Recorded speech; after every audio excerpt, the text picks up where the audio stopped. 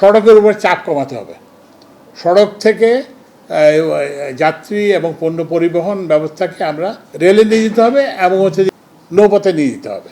আমাদের ওই যে ওখানে সিদ্ধান্ত হয়েছে কত যেন 20% ট্রাফিক আমরা রোড থেকে ইয়েতে সরাবো, কি বলে যে রেল এবং নৌপথে সরাবো। যে ওইসব কানেক্টিভিটিগুলোকে আমরা ইম্পর্টেন্স দেব। ওই যে সামান্য একটু যোগাযোগ করলে যেখানে ওই যে রেলের সঙ্গে যোগাযোগ হয়ে যাবে, কিংবা সামান্য একটু যোগাযোগ করলে নদীর সঙ্গে যোগাযোগ হয়ে যাবে, সেই জন্য।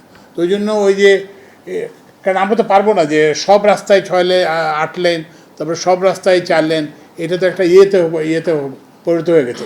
আমাদের কিন্তু ওই দিন শেষ, ওই যে খালি রাস্তা বাড়ানো। কারণ আমরা দেখছি যে রাস্তার বাড়ায় 2 লেন থেকে 4 লেন করলে আরও জাম বাড়ে, আরও গাড়ি বাড়ে।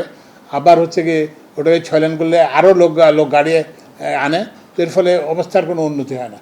তো ওই জন্য আমরা এখন অবস্থার উন্নতি করতে হবে, প্রকৃত উন্নতি। তো ওই জন্য আমরা সড়কের থেকে আমরা ট্রাফিককে আমরা রেলে দিয়ে দেব, সড়ক থেকে আমরা ট্রাফিককে কী বলে নদী পথে দিয়ে দেব।